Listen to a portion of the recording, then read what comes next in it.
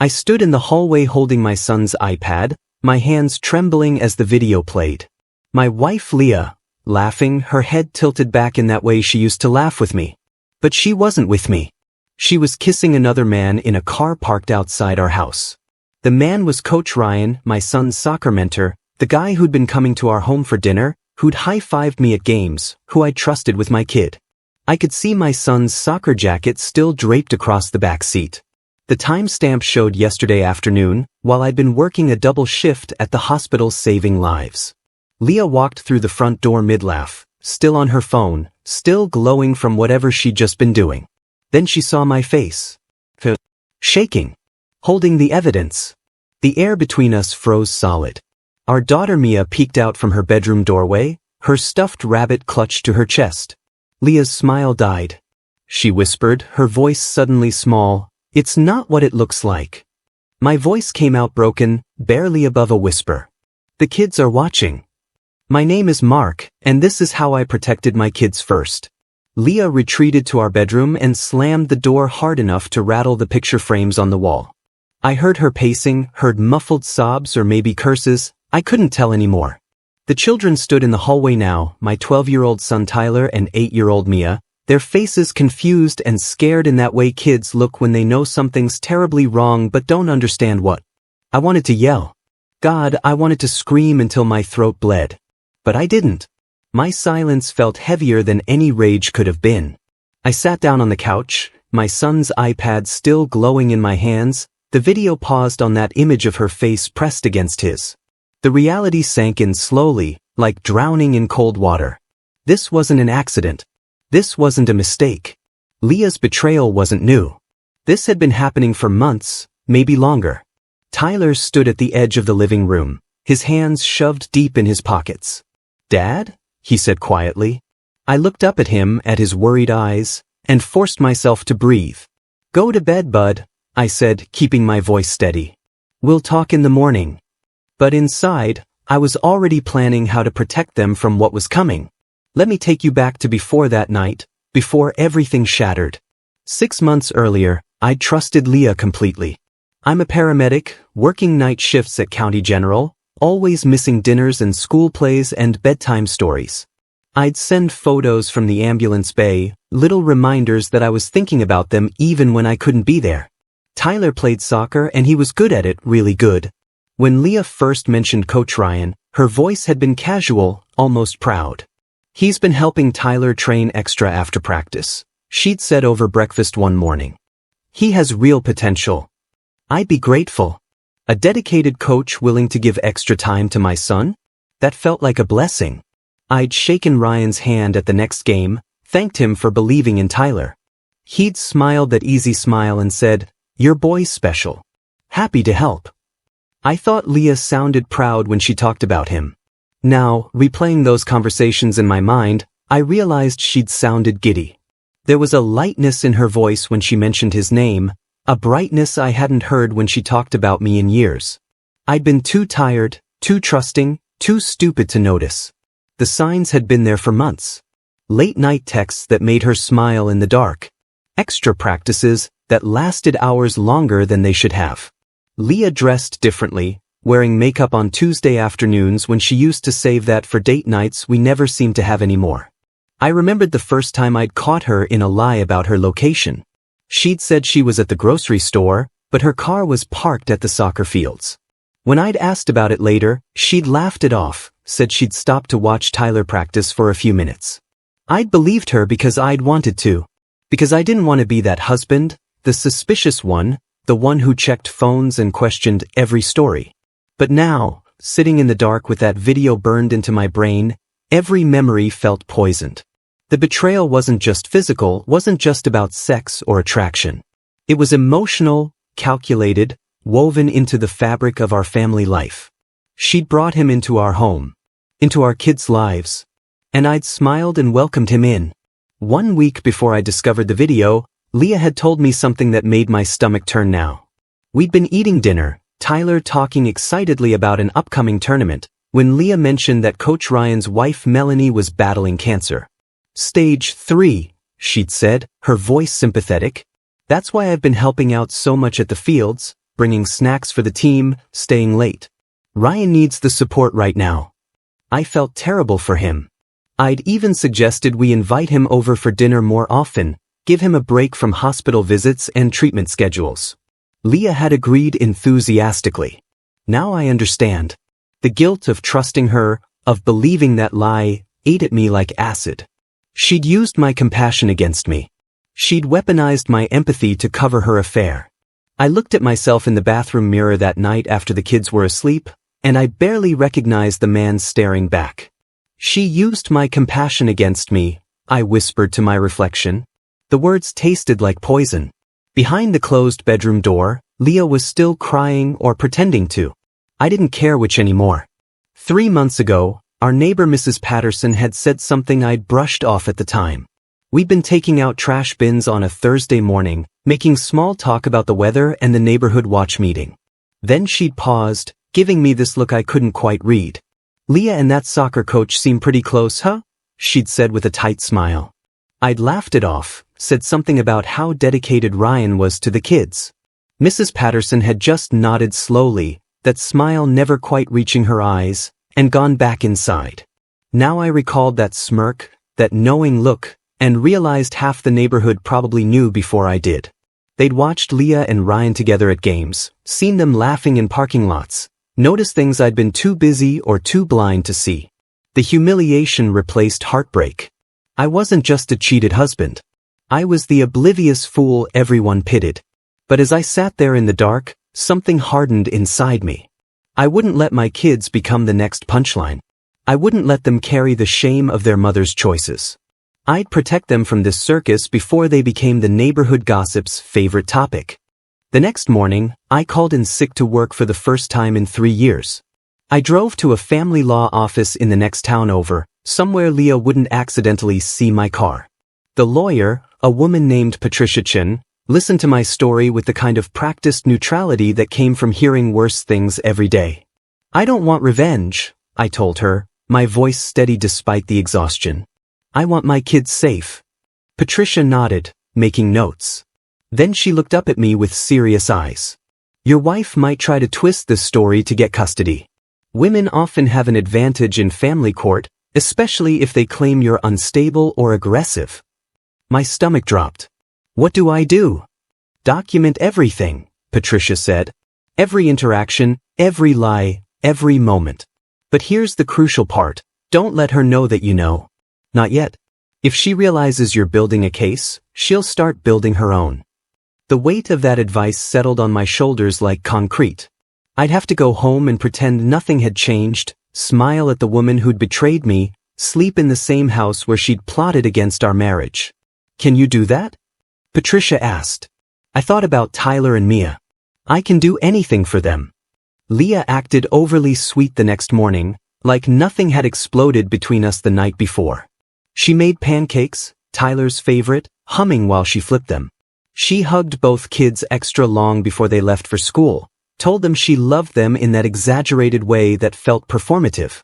When Tyler and Mia were gone, she turned to me with careful eyes. "About last night," she started. I held up my hand. "The kids don't need to see us fighting," I said quietly. "Let's just focus on them right now." Relief flooded her face. She thought I was backing down, thought I was choosing to ignore what I'd seen. She kissed my cheek before I left for my shift, and it took everything in me not to flinch away. It was gut-wrenching to smile at someone who'd betrayed you, to pretend everything was fine when your world had collapsed. But I knew the stakes now. Patricia's words echoed in my head. Protect the kids, not your pride. The audience watching this story unfold would see what Leah couldn't. They'd see my self-control, a man holding his pain like a loaded gun, waiting for the right moment to use it. Not for revenge. For protection. Tyler started acting differently about 2 weeks after I discovered the video. Cold. Distant. He'd always been a daddy's boy, but suddenly he barely looked at me during dinner. When I asked about soccer practice, he'd give one-word answers and disappear to his room. It broke my heart, but I didn't understand why until I overheard a conversation between him and Leah. I'd come home early from a shift, walked in quietly through the garage. Leah was in the kitchen with Tyler, her voice low and sympathetic. Your dad works so much, honey. Sometimes people grow apart when one person is never home. It's not his fault, but it's hard on a marriage. My blood ran cold. She was poisoning him against me, making herself the victim, making me the absent villain who'd driven her into another man's arms. Tyler's voice, uncertain and young, responded. But Dad's saving people. That's important, right? Of course it is, Leah said quickly. I'm just saying, there are consequences to every choice. I stood in the garage, my hands still on the doorknob, feeling the real heartbreak hit. The affair was one thing, but weaponizing our son against me? Turning my kids into victims of her guilt? That was unforgivable. I'd protect them from her lies, even if they didn't understand yet why. I bought a small audio recorder online, the kind that looks like a USB drive. I placed it on the bookshelf in the living room, hidden behind a photo of our wedding day. The irony wasn't lost on me. That night, I worked a night shift like usual. Or at least, that's what Leah thought. Instead, I parked down the street and waited. At 9:30, Ryan's truck pulled into our driveway. I watched him walk into my house like he owned it, watched the living room lights stay on for an hour while they talked and laughed. I didn't go in. I just let the recorder capture everything. The next morning, I retrieved it before Leah woke up. I sat in my car in the hospital parking lot and played it back through headphones. Leah's voice, light and easy. He's too busy saving strangers to notice what's right under his nose. Ryan laughed. Do you think he suspects anything? Mark? He trusts me completely. That's always been his weakness. The words hit like physical blows. But I kept listening, kept documenting, kept building the evidence that would protect my children. The audience watching this would feel my devastation deepen with every word. But they'd also see the first sign of my rising power. I wasn't helpless anymore. I had proof. Ryan started showing up to family barbecues. Leah insisted he was part of the team, that it would be weird not to invite him since he spent so much time with Tyler. I stood there in my own backyard, flipping burgers, watching this man who'd been sleeping with my wife play cornhole with my son. Every interaction was carefully filmed on my phone, disguised as taking family photos.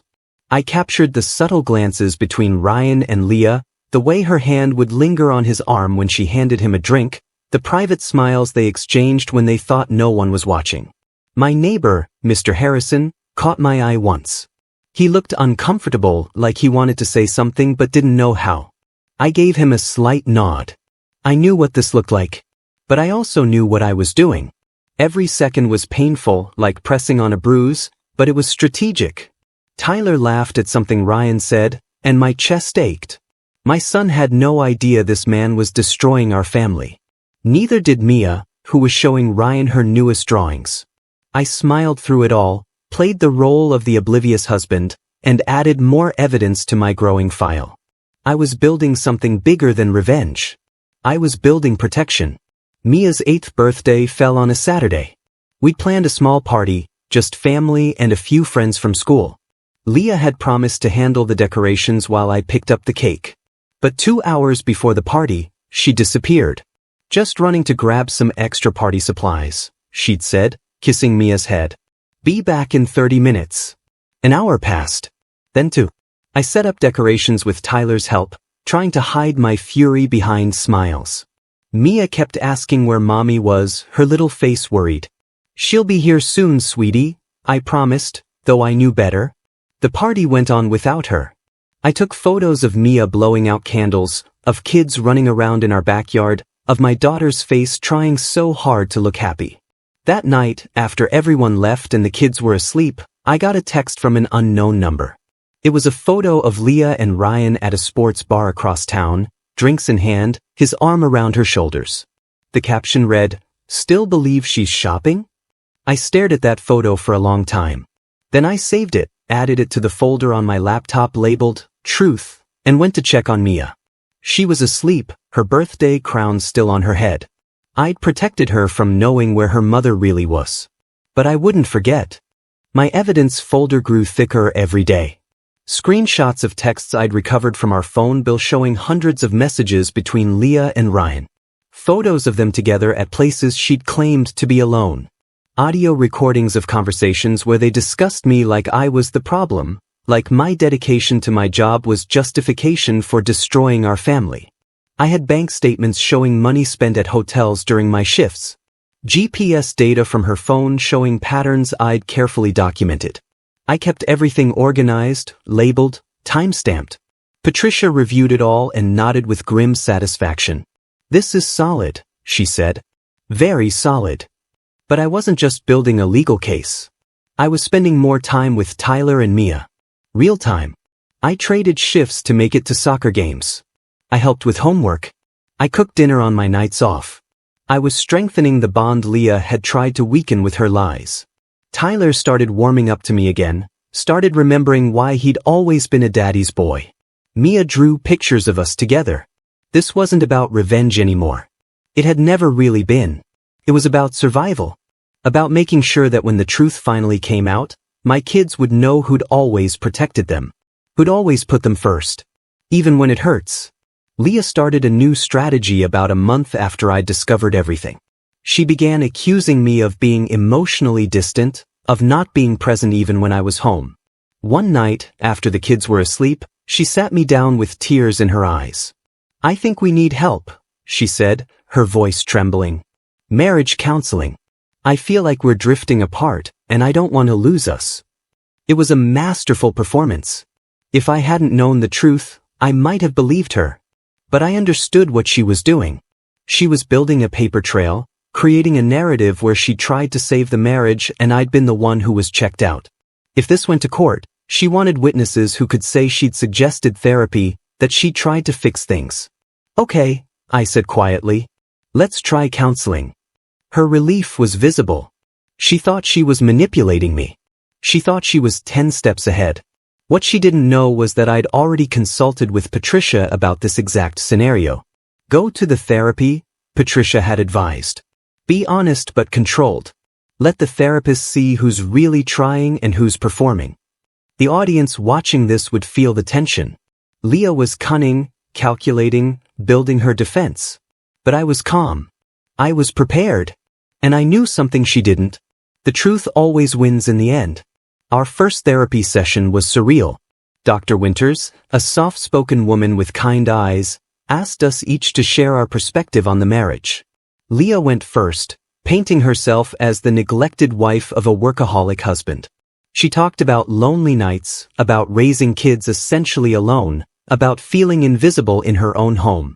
She even managed to cry, real tears that made Dr. Winters hand her tissues with sympathetic murmurs. Then it was my turn. I spoke carefully, calmly. I acknowledged my work schedule, admitted that being a paramedic meant unpredictable hours. But I also mentioned specifics. 2 months ago, I took 3 days off to surprise Leah with a weekend away. We'd planned it for weeks.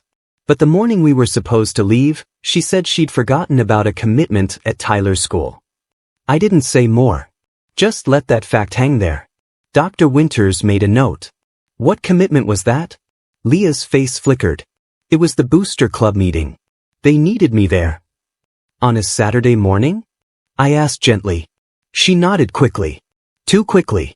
Dr. Winters wrote something else down. The session continued like that, with me carefully revealing details that contradicted Leah's narrative without being aggressive or accusatory. By the end, Dr. Winters looked thoughtful. I could see the wheels turning. She was starting to see through the performance. The call came from an unknown number on a Tuesday afternoon. I almost didn't answer. "Is this Mark?" a woman's voice asked. She sounded tired, broken. "Yes." "Who's this?" "My name is Melanie. Coach Ryan's wife." My heart stopped. "I found out about the affair," she continued, her voice shaking. "I found messages on his phone, photos, everything. I've been going through hell for months thinking I was crazy, that cancer treatment was making me paranoid. But I wasn't crazy." I sat down heavily. "I'm so sorry." "I have proof," she said. "Photos, messages, timestamps that match up with nights Ryan said he was at the hospital with me. He's been lying to both of us. We met at a coffee shop the next day." Melanie looked exhausted, pale, but there was steel in her eyes. "She brought everything. Screenshots of conversations between Ryan and Leah talking about me, about her, planning their meetings like we were obstacles to work around. Photos I'd never seen. Evidence from angles I couldn't have gathered myself. I want him to lose everything, Melanie said quietly. But more than that, I want the truth out. We formed an unlikely alliance that day, two people broken by the same betrayal, united by the need for justice. Not revenge. Justice. Protection for our families. An end to the lies. We confronted them together. Melanie and I planned it carefully with Patricia's guidance. We waited until a Saturday when both kids were at their grandparents' house. When Leah and Ryan showed up at our house for what they thought was a casual afternoon, they found both of us waiting. The color drained from their faces. I didn't yell. Melanie didn't scream. We simply laid out the evidence, document by document, photo by photo, recording by recording. Ryan tried to deny it. Leah tried to spin it as a misunderstanding. But the proof was overwhelming. You didn't just cheat on me, I said, my voice steady and cold. You cheated on your kids' safety. You brought this into their home, their lives. You made them love someone who was helping destroy their family. Leah's face crumpled. Mark, please. Did you think about them once? I asked. When you were laughing about me being too busy to notice? When you were lying about where you were on Mia's birthday? Did you think about what this would do to them? The silence that followed was deafening. Then we heard it. A small gasp from the hallway. Tyler stood there, his face pale. He'd come home early. He'd heard everything. And in that moment, everything changed. My son had learned the truth, not from me, but from his mother's silence. From her inability to deny what we'd laid bare. The fallout was swift and brutal. Melanie filed for divorce the next morning. The soccer league launched an investigation into Ryan's conduct, and within a week, he was fired as coach. Parents who'd trusted him with their kids now looked at him with disgust. Leah tried to control the narrative, calling her friends and family, spinning stories about how I'd misunderstood things, how I was overreacting. But Melanie and I had already shared the evidence with key people. Not out of spite, but because the truth needed to be known. Our kids needed to be protected from lies. The community turned cold toward Leah fast. People she'd considered close friends stopped returning calls. She was disinvited from the PTA board. Even her own sister called to say she was disappointed. Leah tried to blame me for ruining her life, in a tearful phone call to her mother that I overheard. Mark turned everyone against me, she sobbed. But that wasn't true. She'd done that herself. I just stopped helping her maintain the lie. Within 2 weeks, I'd quietly moved into a rental house with Tyler and Mia. Patricia had fast-tracked an emergency custody arrangement. The kids stayed with me during the week, Leah on weekends. It wasn't the ending Leah had imagined. It was just the truth, finally exposed to light. Leah fought back hard in the custody battle. She hired an aggressive lawyer who tried to paint me as an absent father, emotionally unavailable, potentially unstable.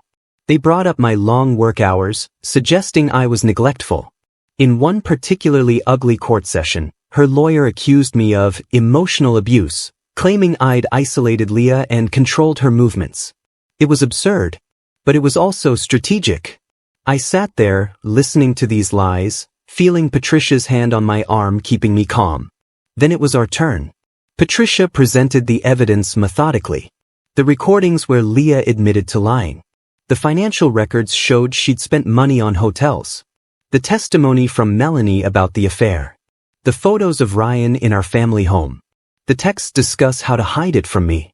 Every lie Leah had told in court was dismantled by documented proof. Her lawyer tried to object, tried to suppress evidence, but Patricia had followed every legal protocol perfectly. The judge, a stern woman named Andrews, looked increasingly unimpressed with Leah's story. When Leah took the stand and tried to explain away the evidence, she contradicted herself multiple times.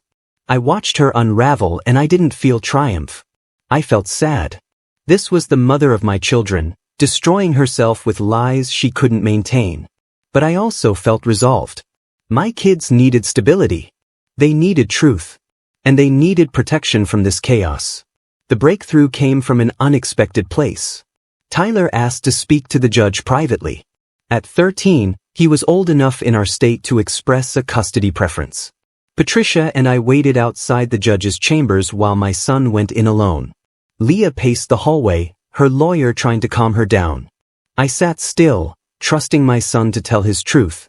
When Tyler came out 20 minutes later, his eyes were red but clear. He didn't look at Leah. He walked straight to me and sat down. 2 days later, we got the ruling. Judge Andrews had been swayed by Tyler's testimony, by the evidence, by Leah's inability to take responsibility. In her chambers, Tyler had found my old audio recordings on the computer at home. He'd listened to his mother and Ryan laughing about me, making jokes about how oblivious I was. He'd heard her say things about him too, about how his dad's work schedule was exhausting to deal with. He'd broken down, apologizing to me through tears for believing her lies, for being cold to me. "I thought you didn't care about us," he sobbed. "I thought you chose work over family." I held him while he cried, this boy who was becoming a young man. "I've always chosen you," I told him. "Every shift I work, every night I'm gone, it's for you and Mia." Our father-son bond, fractured by lies, was restored through honesty and heartbreak. And it made us stronger than before. The judge awarded me primary custody. Tyler and Mia would live with me full-time. Leah would have supervised visitation every other weekend pending completion of counseling.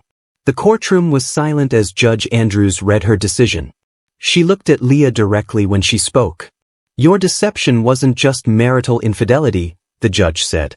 "You brought your affair partner into your children's lives, into their home, and allowed them to form attachments to someone who was actively participating in the breakdown of their family structure. That shows poor judgment that impacts your fitness as a custodial parent." Leah sobbed openly, her lawyer's hand on her shoulder. She begged for another chance, promised she'd changed, swore she'd never meant to hurt the kids.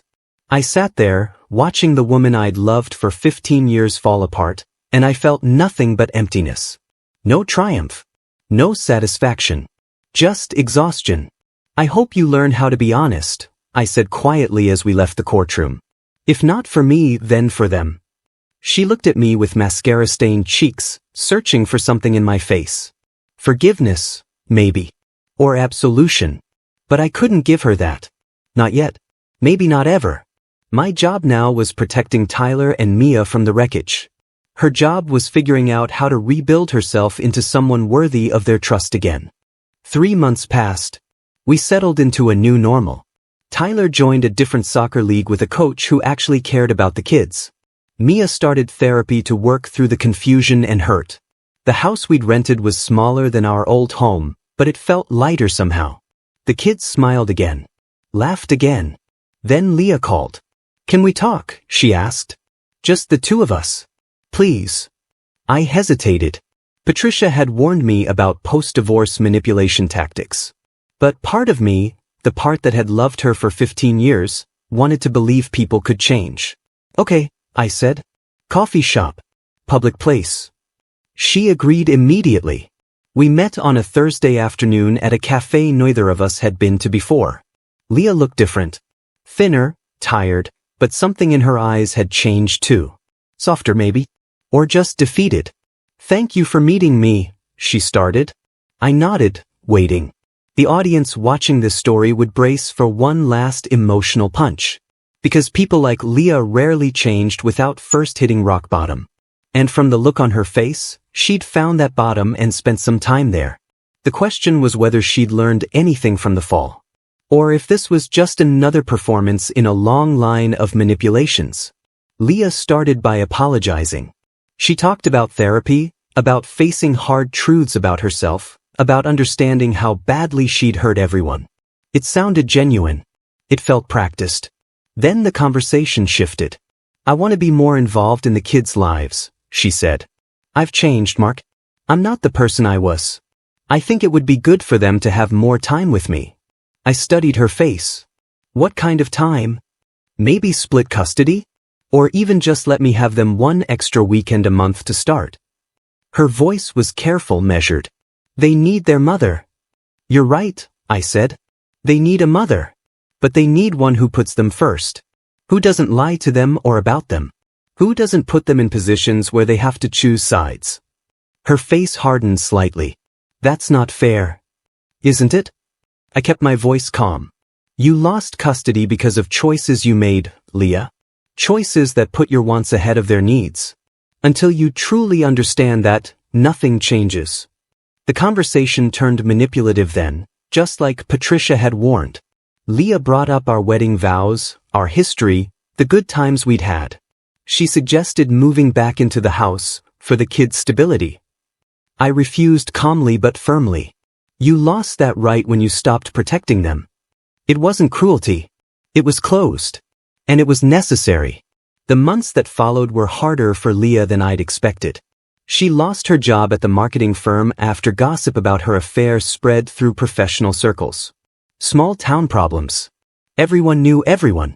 Her reputation was destroyed not by me, but by her own choices catching up to her. Ryan had already moved to another state, leaving both Melanie and Leah behind to face the consequences alone. The man who'd been so bold in my backyard, so confident at family barbecues, had fled the moment things got difficult. Leah's supervised visits with the kids were awkward. Tyler was polite but distant. Mia still loved her mother but was confused, asking me questions I struggled to answer honestly without making Leah look worse. Why can't Mom live with us anymore? Mia asked one night. Sometimes grown-ups make choices that change things, I said carefully. But your mom still loves you. She just needs to work on being healthier for herself first. It was more grace than Leah probably deserved, but I said it for Mia, not for her mother. The woman who'd once controlled every narrative, who'd been so sure of her power to manipulate situations, now lived in silence and regret. The audience got their catharsis. Her lies had caught up to her, just like lies always do. But there was no joy in watching someone fall apart. Just tired relief that my kids were safe. 6 months after the custody ruling, life found its rhythm. I stood in our kitchen cooking dinner while Tyler set the table and Mia hummed softly from the living room where she was drawing. The house smelled like garlic and tomatoes, like home. Tyler talked about his new soccer team, about college plans, about normal teenage things. He called me Dad, with affection again, not distance. Mia brought me her latest drawing, a picture of the 3 of us at the park, and asked me to hang it on the fridge. I did, right next to her school artwork and Tyler's honor roll certificate. Our home felt alive again. Not the same as it was because you can't go back to before. But alive in a new way. Stronger maybe. More honest. I'd learned something through all of this that I wanted others to understand. Revenge didn't rebuild my life. Dignity did. Strategy and patience and putting my kids first, those things rebuilt us. I didn't fight to hurt Leah. I fought to protect what mattered most. And now, cooking dinner while my kids laughed and talked around me, I knew I'd succeeded. The screen would fade out on the sound of that laughter, soft and pure and finally free. Free from lies. Free from manipulation. Just us, building something better from the ashes of what we'd lost. And that was enough.